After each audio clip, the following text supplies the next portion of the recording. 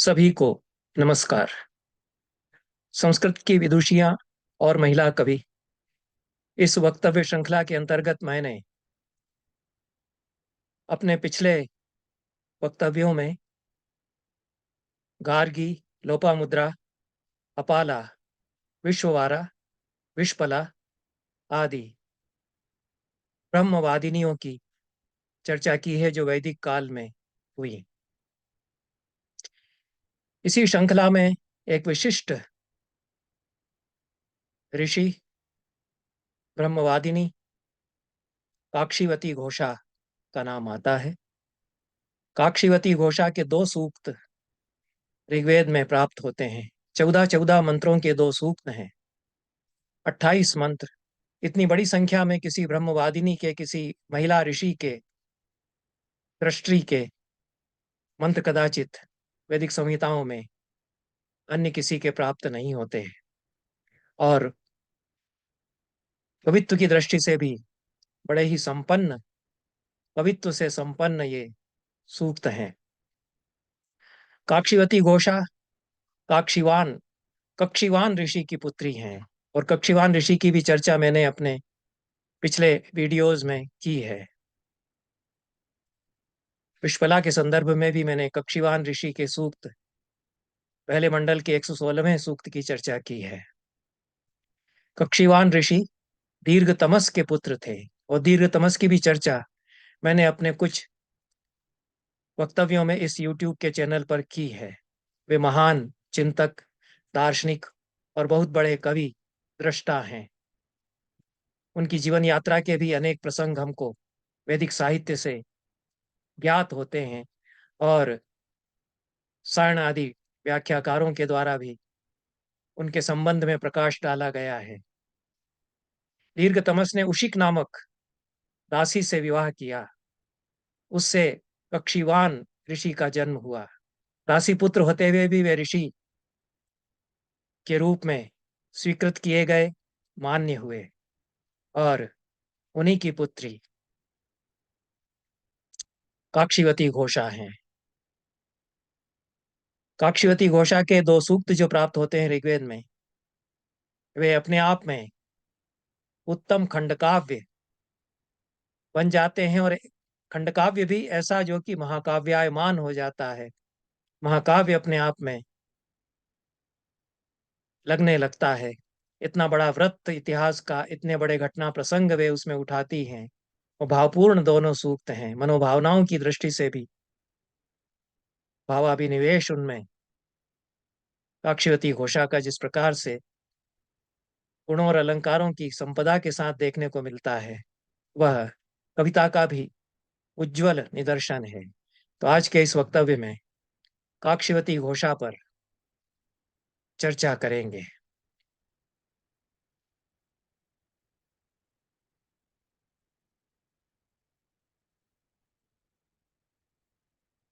दसवें मंडल के 39वें और 40वें सूक्त काक्षीवती घोषा के द्वारा प्रणीत हैं। जैसा मैंने बताया, 10वें मंडल के 39वें सूक्त के उपोद्घात में सायण कहते हैं, कक्षीवतो दुहिता घोषा ब्रह्मवादिन ऋषि। कक्षीवान ऋषि की पुत्री की घोषा है, जो ब्रह्मवादिनी है और ऋषि हैं। वे ऋषि शब्द का ही प्रयोग करते हैं सारी ब्रह्मवादिनियों के लिए जिनके की सूक्त या मंत्र मिलते हैं ऋग्वेद में। ऋषि का शब्द का प्रयोग इस प्रसंग में सायण नहीं करते। पुराणों में भी कक्षीवान ऋषि का वर्णन आता है, और कक्षीवान को राजर्षि कहा है। चूंकि राज परिवार से भी उनका संबंध हुआ, इसलिए संभव है कि उनको कुछ ग्राम या कुछ राज्य प्रदान किया गया हो। और काक्षीवती घोषा ने अपने पिता का जो वर्णन किया है, उसमें भी उनको राजा कहा है। यद्यपि सायण ने उसकी व्याख्या राजमान या प्रकाशमान, दीप्यमान इस अर्थ में ही की है, पर पुराणों में राजर्षि के रूप में स्मरण होने के कारण कक्षीवान हो संभव है कि किसी प्रदेश के स्थल विशेष के राजा भी रहे हों। कक्षीवान का विवाह राजा भावयव्य के पुत्र सनय की पुत्री के साथ हुआ। राजा भावयव्य की चर्चा मैंने की है जब रोमशा पर मैंने बात की थी, और रोमशा भी ब्रह्मवादिनी है। उनके मंत्र हैं ऋग्वेद के सूक्त में, और उस सूक्त में तो वह एक किशोरावस्था को लांग करके यौवन की देहरी पर कदम रखने वाली सद्यो विवाहिता नारी के रूप में आती हैं, जिनको उनका पति किशोरी समझ लेता है और उपेक्षा करता है। रोमशा उसको चुनौती देती हैं कि मैं बच्ची नहीं हूँ, मैं किशोरी नहीं हूँ, ऐसा वे कहती हैं। वह स्त्रीत्व विमर्श का भी बहुत सुंदर सूक्त है, जो मंत्र उसमें रोमशा के मिलते हैं। पर कितनी पीढ़ियां निकल गई रोमशा के बाद, जो सूक्त में वे सद्य परिणीता और नवयुवती के रूप में हैं, वे यहाँ पर उनकी कई पीढ़ियां, उनकी 2 पीढ़ियां उनके बाद हो चुकी हैं। वृद्धा के रूप में वे यहाँ पर हैं और भावयव्य के पुत्र सनय की पुत्री के साथ कक्षिवान का विवाह हुआ। इस प्रकार से राज परिवार से उनका संबंध हुआ और रोमशा को हम कह सकते हैं कि वे कक्षिवान के ससुर श्वसुर सनय की माता हैं। बहुत वरिष्ठ हैं वे यहाँ पर। यह बाद की पीढ़ी आ चुकी है। ब्रह्मवादिनियों में भी कई पीढ़ियां एक के बाद एक हो गई और गार्गी तो कदाचित बाद में आती हैं। और भी इस प्रकार से लोपामुद्रा बहुत पहले हो चुकी हैं, कदाचित विश्पला हो चुकी हैं, और ये कक्षिवान की पुत्री जो घोषा हैं, काक्षीवती घोषा हैं, वे बाद में आती हैं। इनके संबंध में जानकारी मिलती है कि कुष्ठ रोग से ग्रसित, इसको ग्रसित पढ़ा जाए, कुष्ठ कुष्ठ रोग से ग्रसित होने के कारण विवाह उनका नहीं हो सका। प्रौढ़ वे हो गई थी, वृद्धावस्था को पहुंच रही थी। तब तक वे पिता के ही पास रहीं और उसी समय सूक्त के दर्शन उन्हें, 2 सूक्तों के दर्शन उन्हें हुए। मंत्रों की रचना उनसे होती गई, ऋषित्व को उन्होंने प्राप्त किया। कुष्ठ रोग से भी वे मुक्त हुई, क्योंकि अश्विनी कुमारों की स्तुति, अत्यंत भावपूर्ण स्तुति दोनों सूक्तों में उन्होंने की है। और स्त्री की एक वेदना भी उनके सूक्तों में व्यक्त हुई है। दोनों ही सूक्तों में स्त्री का जीवन और स्त्री की वेदना, और एक ऐसी स्त्री जिसको कि पिता के घर में रहना पड़ रहा है अविवाहित होने के कारण, उसकी भी जो पीड़ा है उसको व्यक्त करती हैं काक्षीवती घोषा। भावाकुलता है दोनों ही उनके सूक्तों में। स्त्री के हृदय की वेदना को वे अभिव्यक्त करती हैं और सौंदर्य बहुत बहुत अनाविल रूप में अभिव्यक्त हुआ है उनके दोनों सूक्तों में। अनेक सुंदर उपमान वे लेकर के आती है, नई परिकल्पनाएं वे लेकर के आती है। कवित्व की प्रतिभा उनमें है, यह इन दोनों सूक्तों से प्रमाणित होता है। दोनों ही सूक्तों का पाठ, उनके मंत्रों का करते हुए संक्षेप में उन पर मैं विचार करूंगा। विस्तार करने पर तो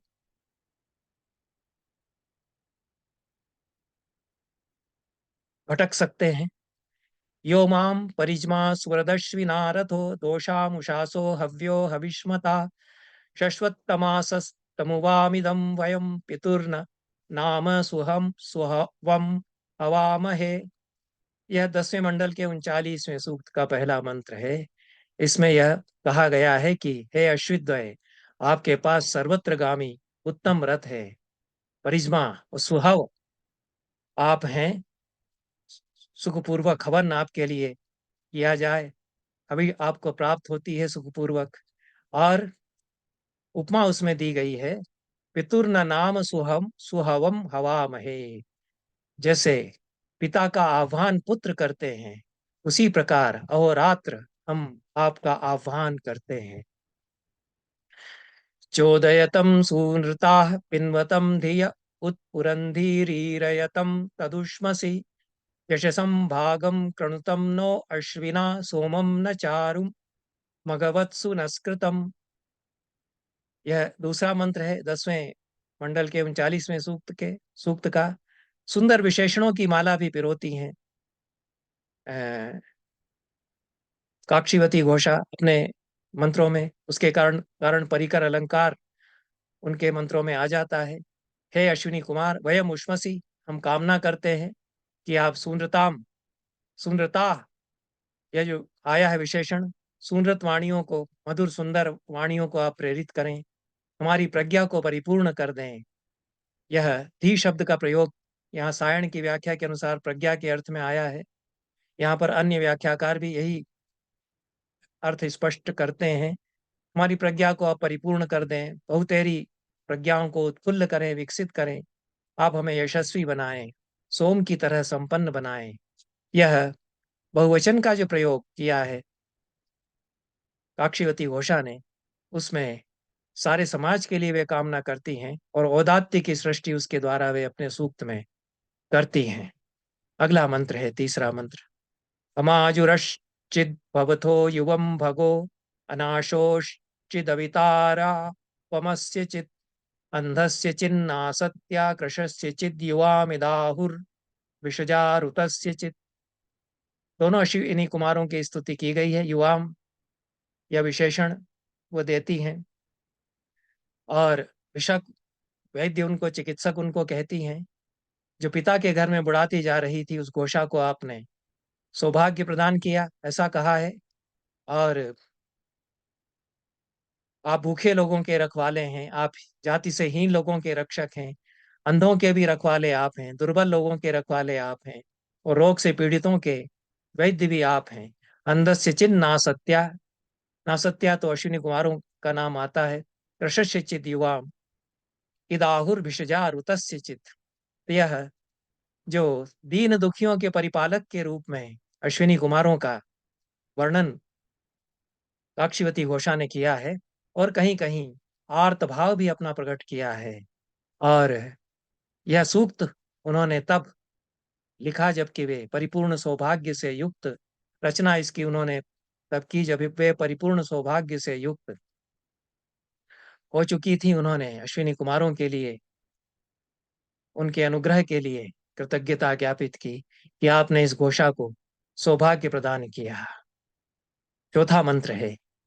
युवम च्यवानम सनयम यथारथम पुनर्युवानम चरथाय तक्षथु निष्टोग्र्य मुहथुरभ्यस्परि विश्वेत्तावाम सवनेषु प्रवाच्या। जैसे टूटे जीर्ण शीर्ण रथ को मरम्मत करके नया बना दिया जाता है, ऐसे पुराण या बूढ़े च्यवन को आपने युवा बना दिया। ऐसा प्रथम चरण में इसमें कहा गया है। युवम च्यवानम सनयम यथा रथम पुनर्युवानम चरथाय तक्षतु। वे चल फिर सकें, गतिशील हो सकें, स्वस्थ हो जाएं, इस रूप में आपने च्यवन ऋषि को वृद्धावस्था से युवा बना दिया। तुग्र के पुत्र भुज्यु को आपने समुद्र में डूबने से बचाया, यह प्रसिद्ध कथा है। ऋग्वेद के अन्य सूक्तों में भी तुग्र का और भुज्यु का उल्लेख आता है, और उनका जहाज पोत डूब रहा था। अश्विनी कुमारों को उन्होंने पुकारा, आवाहन उनका किया, और वे पार हुए समुद्र के। अश्विनी कुमारों ने उनको उबारा। ऐसा कथानक या ऐसी कथा अनेकत्र वैदिक सूक्तों में आती है। काक्षीवती घोषा के दोनों ही सूक्तों में अनेक प्रसंग इस प्रकार के उभरते हैं, और इतिहास का बड़ा फलक नाना प्रसंगों के द्वारा वे अश्विनी कुमारों का गुणगान करते हुए, उनके महान कार्यों का बखान करती हुई अनावृत करती हैं। इसलिए विशिष्ट हैं ये दोनों ही सूक्त उनके। सारे आपके महान कार्यों का यज्ञ में बखान किया जाता है। सवनेशु प्रवाच्या वाम, ऐसा अश्विनी कुमारों की स्तुति में वे कहती हैं। अगला मंत्र है। पुराणावाम वीर्या प्रब्रवा जनेथो आसुतुर्भिषजा मयो भुवा तावाम नु व्या तावाम नु नव्या ववसे करामहे यम नासत्या शदधिर यथा दधत। इस मंत्र में कहा गया है कि आपके पुरातन महत् कार्यों के गीत मैं जन जन के आगे गाती हूँ। पुराणावाम वीर्या प्रवा जनेत हो, और आप मयो भुआ, मयो भुआ का अर्थ सुखम भावई तारव, ऐसा सायण ने किया है। आप सुख सुख का अनुभव कराते हैं लोगों को। हम आपकी रक्षा के लिए आपको स्तुत्य बनाते हैं, आपकी स्तुतियां हम करते हैं। यजमान आप पर श्रद्धा करते रहें। ना यम नासत्या श्रद्धधिर यथा दधत, ऐसा यजमानों के लिए कामना काक्षीवती घोषा करती हैं। अगले मंत्र में कहा है। यम वाम अव्यय शृणुतम में अश्विना पुत्रायेव पितरा मह्यम शिक्षतम अनापिरज्ञा असत असजात्यामति पुरा तस्या अभिशस्तेरव स्मृतम। यह छठा मंत्र है। जैसे माता पिता पुत्र को शिक्षा देते हैं, हे अश्विनी कुमारो आप मुझे शिक्षा दें। यद्यपि शिक्षितम, यह जो क्रियापद उसमें आया है उसका अर्थ सायण ने धनम दत्तम, धन मुझे प्रदान करें ऐसा किया है, लेकिन पर अन्य भाष्यकारों ने मुझे शिक्षा प्रदान करें ऐसा ही अर्थ किया है। तो अश्विना पुत्राय इव मह्यम शिक्षितम, पुत्रों को पितरौ या माता पिता जिस प्रकार से शिक्षा देते हैं उस प्रकार से मुझे शिक्षा प्रदान करें, और क्षणुतम में अब मेरे आह्वान को आप सुनिए। और फिर तीसरे और चौथे चरण में कहती हैं काक्षीवती घोषा कि एक अज्ञ अकृतज्ञ बुद्धि मुझे घेर रही है, मुझसे मुझे इससे पार कराओ। यह अनापिरज्ञा अस जात्या मति पुरा तस्या अभिशस्तेरवस्कृतम, उस अकृतज्ञ बुद्धि से मुझे पार कराओ। मेरी कृतज्ञता आपके लिए सदैव इसी प्रकार से बनी रहे, मैं कभी भी कृतज्ञ आपके लिए न होऊं, ऐसा कहती हैं। यह 6 मंत्र हुए, 7वां मंत्र है। युवम रथेन विमदाय शुंध्युवम न्यूहतु पुरुमित्रस्य योषणाम, युवम हवम वध्रिमत्या अगच्छतम, युवम शुश्रुतिम चक्रतु पुरंधये। इसमें कई प्रसंग एक के बाद एक साक्षीवती ने स्मरण किए हैं। कहती हैं कि पुरुमित्र की पुत्री शुंध्यु थी, उनको रथ में बिठाकर, इसको बिठाकर पढ़ना चाहिए।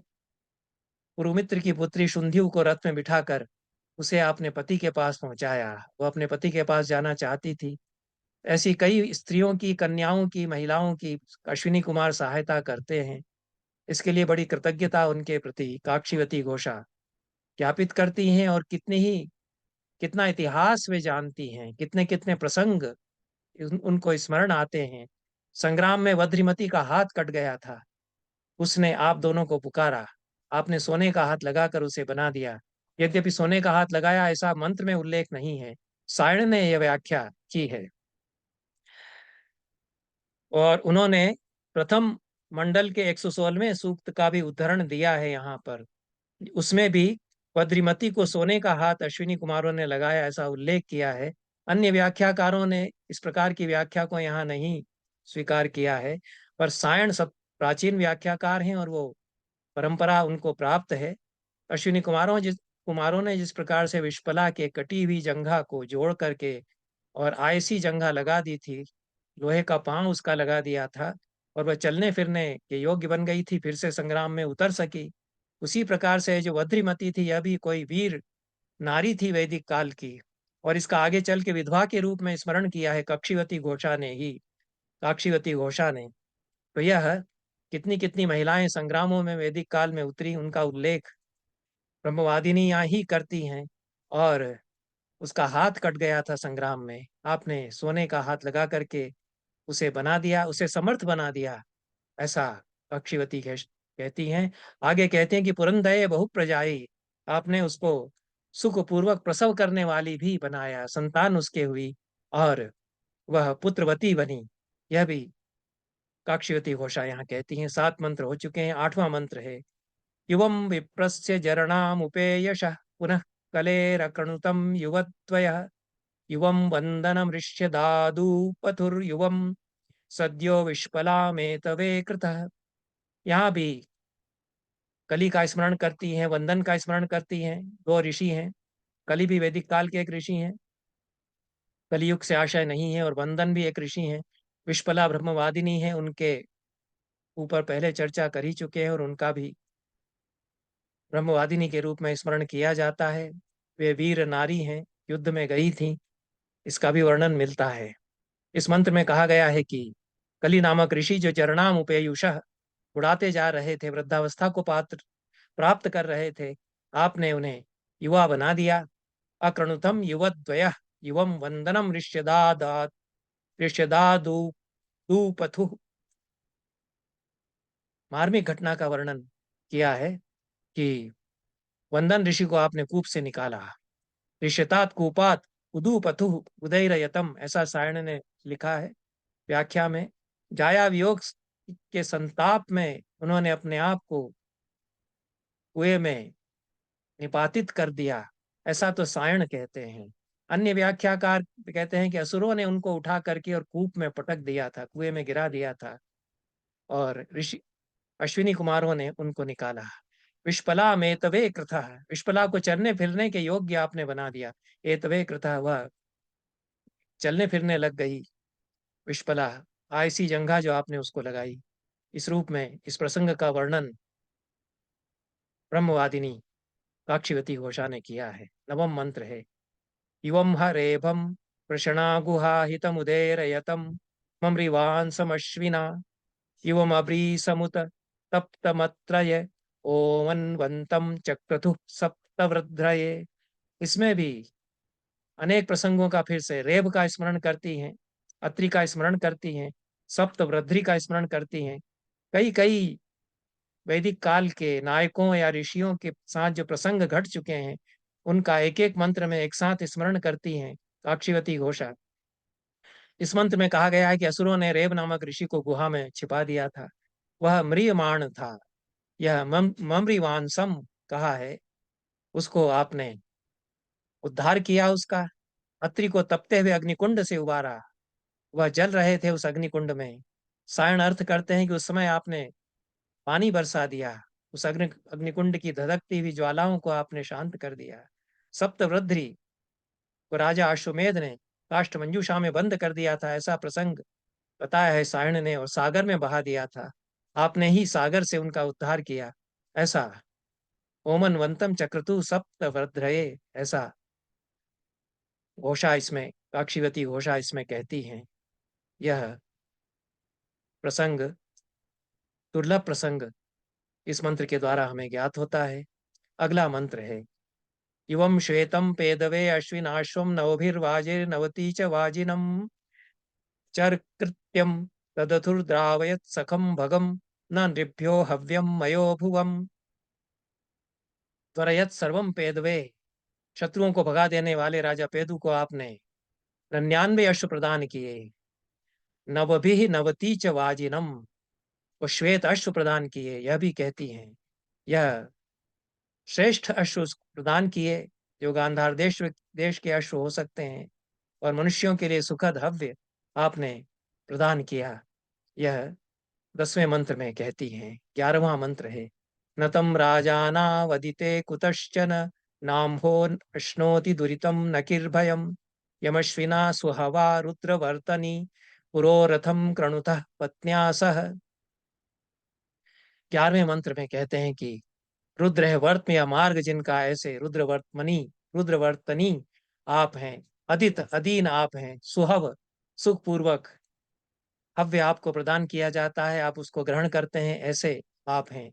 युवाम यम जन्म पत्न्या सह अग्रतो रथम कृणुतः तम जन्म कुतश्चन अम्ह पापम न प्राप्नोति, ऐसा कहा है। जिस व्यक्ति को उसकी पत्नी के साथ आप उसके रथ पर सवार होने पर आगे आगे ले जाते हैं, उसको कभी भी पाप प्राप्त नहीं होता है। दुर्गतम दुर्गतिरपितम न अश्नोति, उसको दुर्गति भी कभी प्राप्त नहीं होती है। भय भी उसको, दुरितम नकिर भयम, भय भी उसको कभी प्राप्त नहीं होता। जिसकी रक्षा आप करते हैं, जो रथ पर सवार हो रहा है, उसके रथ को आप आगे आगे बढ़ाते हैं, प्रेरित करते हैं, और उसको दुरित प्राप्त नहीं होता, दुर्गति प्राप्त नहीं होती, भय उसको प्राप्त नहीं होता। अगला मंत्र है, आतेन यातं मनसो जवीयसा प्रथम यम वाम ऋभवश्चक्रुरश्विना यस्य योगे दुहिता जायते दिव उभे अहनि सुदिने विवस्वतः। हे अश्विनो, आपके जिस रथ को ऋभुओं ने बनाया, तस्य रथस्य संयोगे सति दिवो दुहिता उषा जायते, ऐसा कहा है।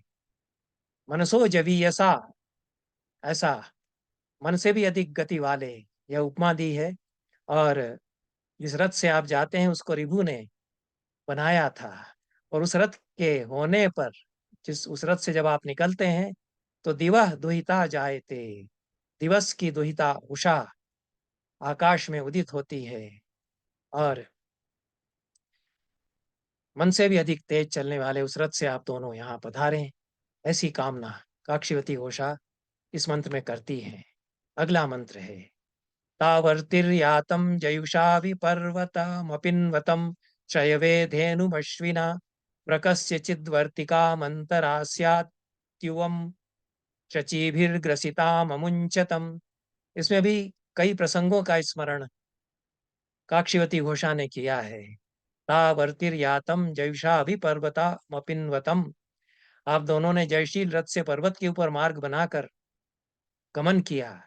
इसकी व्याख्या में छठे मंडल के 62वें मंत्र का उदाहरण देकर सायण बताते हैं कि वज्रिमती का दुख दूर करने के लिए अश्विद्वय या दोनों अश्विनी कुमार पहाड़ के ऊपर मार्ग को लांग करके उसके पास पहुंच गए थे। पिछले मंत्र में जैसा वज्रिमती के बारे में बताया कि उसका हाथ संग्राम में कट जाने पर सोने का हाथ अश्विनी कुमारों ने लगाया, उसी प्रसंग का स्मरण पुनः किया गया है कि उसके पास पहुंचने के लिए पर्वत के ऊपर के मार्ग से आप चलते हुए आ गए थे। शयवे या शयु के लिए शयु हैं जिनकी गाय बूढ़ी हो गई थी, उनकी गाय को आपने प्रचुर दूध वाली बना दिया, दोग्धरी बना दिया। सायण के अनुसार वृद्धा होते हुए भी गाय को निवृत्त प्रसवा और दुधारू बना दिया, ऐसा सायण इसकी व्याख्या में कहते हैं। उसके बछड़े बछेरू हुए और खूब दूध वह देने लग गई। प्रकेन ग्रस्ताम वर्तिकाम, ऐसा आया है। भेड़िया जिस वर्तिका चिड़िया को निगलने वाला था, आपने उसके मुख से उसको निकाल करके उसके प्राणों की रक्षा की। शची भी प्रज्ञा भी कर्म व अमुंचतम, अपनी शची या प्रज्ञा से आपने इन सब की रक्षा की। इन प्रसंगों के पुष्टिकरण के लिए सायण ने प्रथम मंत्र के 116वें मंत्र, प्रथम मंडल के 116वें मंत्र का भी उदाहरण दिया है। ये प्रसंग प्रसिद्ध हैं। अश्विनी कुमारों का व्रक से ग्रस्त पक्षी का उद्धार, अथवा इस प्रकार से शयु की गाय को दुधारू बना देने वाला प्रसंग इत्यादि प्रसंग अन्यत्र भी आते हैं। अंतिम मंत्र है 14वां मंत्र। एतम वाम स्तोमश्विना व कर्मा तक्षाम भृगवो नरथम न्यमृक्षाम योषणाम न मर्ये नित्यम न सूनुम तनयम दधाना। यह स्तोत्र अपने आप के लिए बनाया है। हे अश्विनों, जैसे भृगु तराश कर रथ को बनाते हैं, इस स्तोत्र को हमने उसी प्रकार से तैयार किया, बनाया है और इसको अपने पुत्र की तरह धारण करके हमने रखा है। स्तोत्र साक्षात्कृत हुआ, देखा गया, फिर उसको तराशा गया, उसके एक एक मंत्र को आकार दिया गया, तो मंत्र दिखाई पड़ते हैं। दिखाई पड़ने के बाद उनको फिर से रचा जाता है। इसलिए ऋषि बार बार यह भी कहते हैं कि मंत्रों को हमने देखा।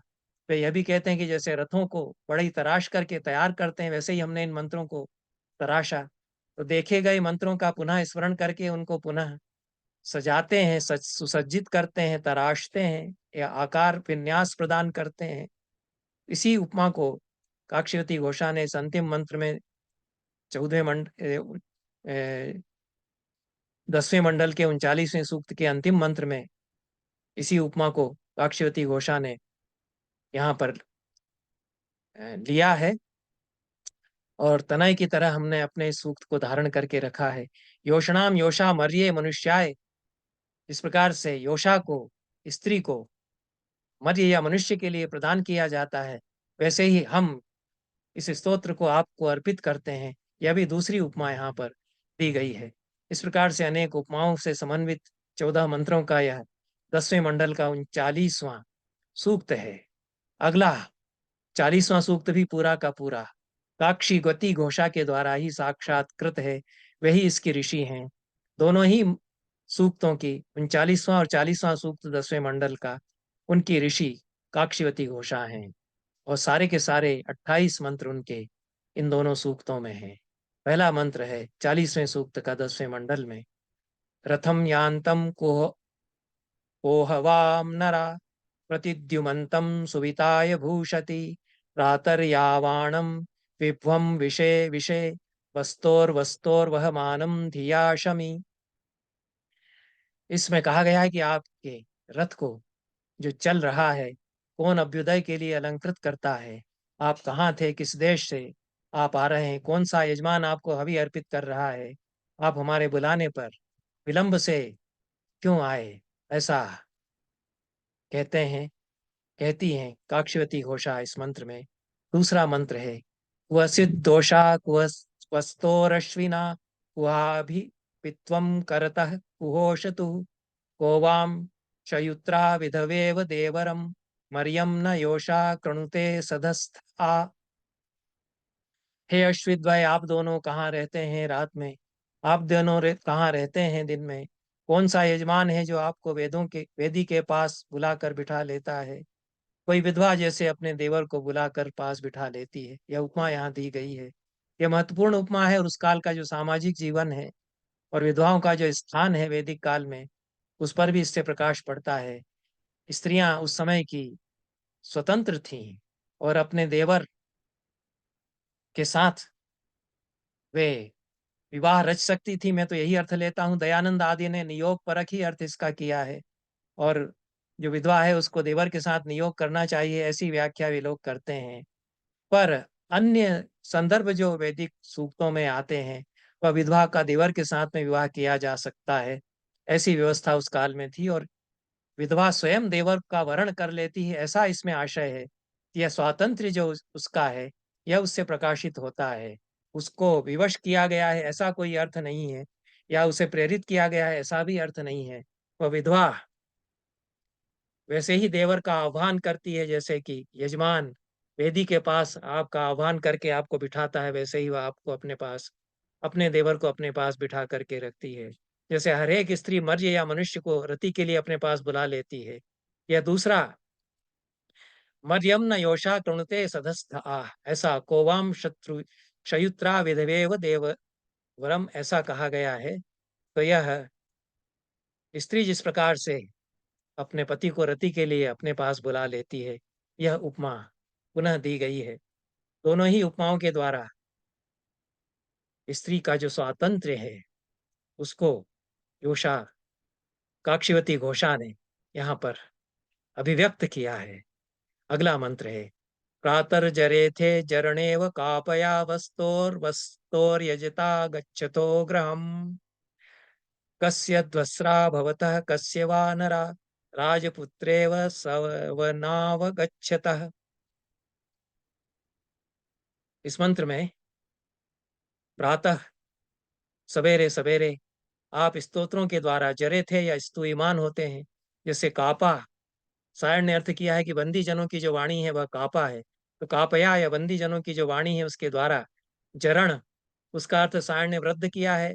अन्य व्याख्याकारों ने संपन्न, जो प्रौढ़ अवस्था में पहुंचे हुए राजा हैं, संपन्न राजा हैं, उनका बंदी जन जिस प्रकार से अपनी वाणी से स्तोत्र करते हैं, स्तुति करते हैं, उसी प्रकार आप हमारे स्तोत्रों के द्वारा जरे थे या स्तुयमान होते हैं। प्रातः वस्तु वस्तु दिन प्रतिदिन आप यजमान के घर जाते हैं, किस किस यजमान के दोषों का ध्वंस आप नहीं करते, किस यजमान के सवन सवन में दो राजकुमारों की तरह आप चले आते हैं, ऐसा काक्षिवती घोषा कहती हैं। युवां मृगेव वारणा मृगण्यवो दोषावस्तोर्हविषानि भयामहे युवं होत्रां ऋतुथा जौवते नरेशम जनाय वहता शुभस्पति। शुभस्पति अश्विनों को कहा गया है, अश्विनी कुमारों को कहा गया है। शुभ का वहन वे करने वाले हैं, यद्यपि सायण ने अन्य अर्थ किया है। और मृग्या के लिए जिस प्रकार से मृगयु निकलता है, उपमा यहाँ फिर दी है। जैसे दो सिंह मृग को खोजते हैं, ऐसा सिंह से उनको उपमा दी है। ऐसे ही आप दोनों हैं। आप लोग दिन रात, हम लोग दिन रात आपके लिए हवि के साथ आह्वान आपका करते हैं। हे नरा, हे नेतारो, हे नेतारो अश्विनौ ऋतुधा, ऋतुथा अर्थात समय समय पर आहुति से हवन आपके लिए यजमान करते हैं। आप शुभ के रक्षक हैं, आप लोगों को अन्न प्रदान करते हैं, अन्नदाता आप हैं, ऐसा कवि ऋषि घोषा यहाँ कहती है। युवाम ह घोषा पर्यश्विनायति राज्ञ ऊचे दुहिता प्रच्छेवाम नरा भूतम में अहन उत भूतमक्तवे श्वावते रथिने शक्तमर्वते। स्फीत पदावली है और बड़ी पारदर्शी परिस्फुरित होती हुई पदावली काक्षवती घोषा के मंत्रों की है। आप लोगों के आसपास चलती हुई राजमान दीप्यमान, आप दोनों के आसपास चलती हुई राजमान और दीप्यमान कक्षिवान की पुत्री। यद्यपि राजा का अर्थ सायण ने राजमान या दीप्यमान किया है, और राजा का अन्य अर्थ स्वयं जो राजा हैं, ऐसा भी तो ऐसे उन राजा कक्षीवान की पुत्री घोषा में आप दोनों से कहती हूँ, और मैं लोगों से पूछा करती हूँ कि अश्विनी कुमार कैसे हैं। मेरे दिनों के लिए, मेरी रातों के लिए आप मेरे हितकर बने।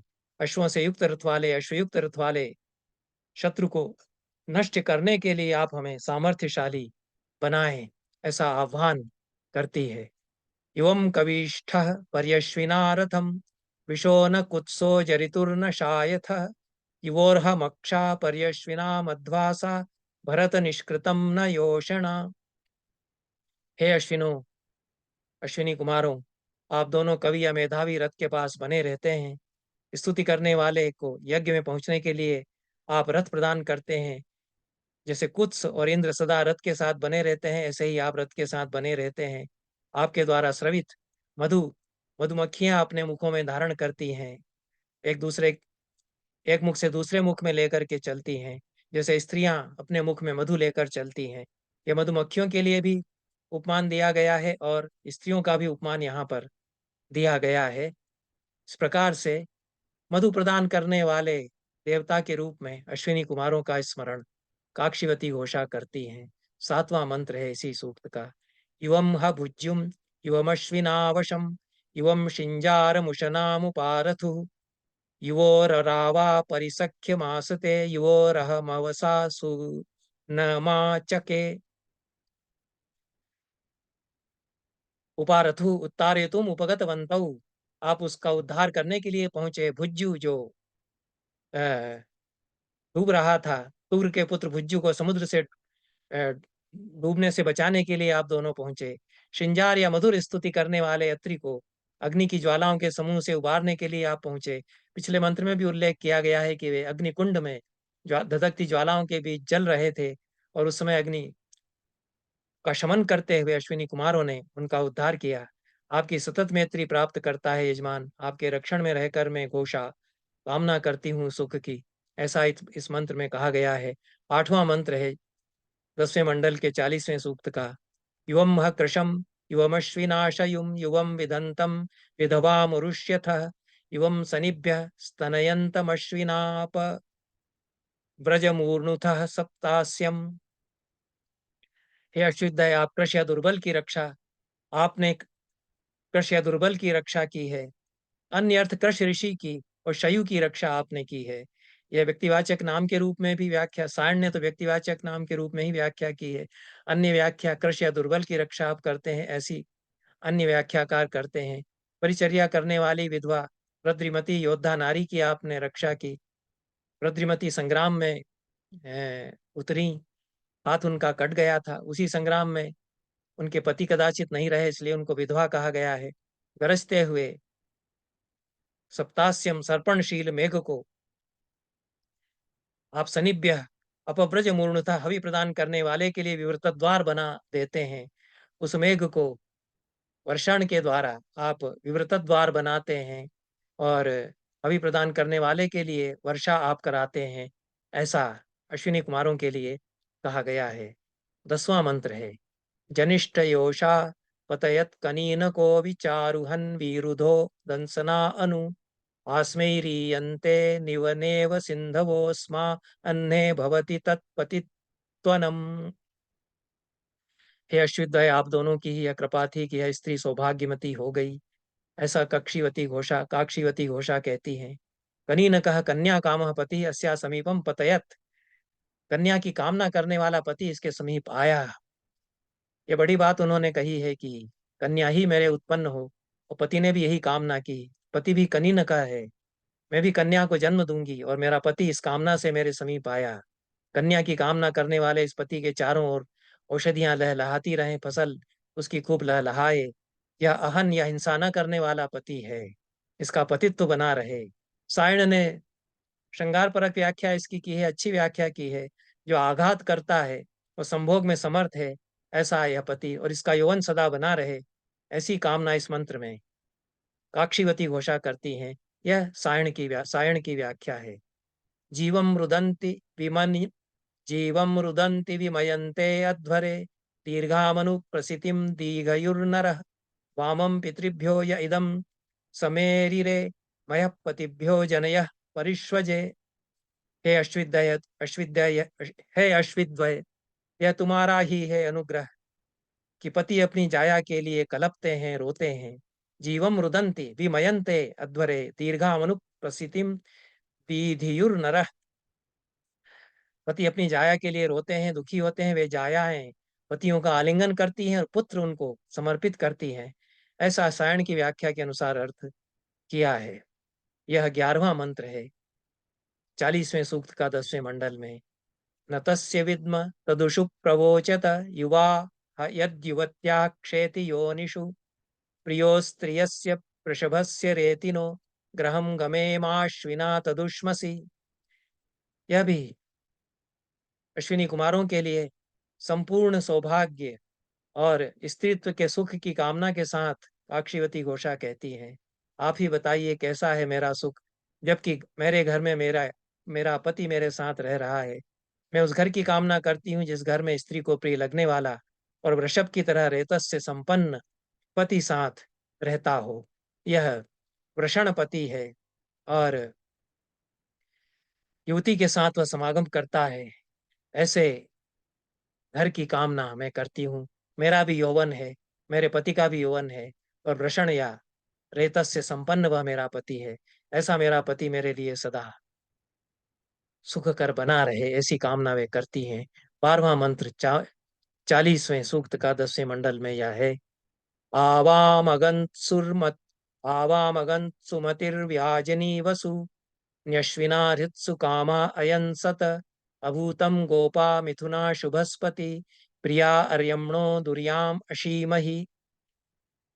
हे वाजिनी वसु, अन्न और धन प्रदान करने वाले, उषा के लिए भी यह उषस के लिए भी यह विशेषण आया है। वाजिनी वती, अन्न से संपन्न, धन धन से संपन्न और उसको प्रदान करने वाले।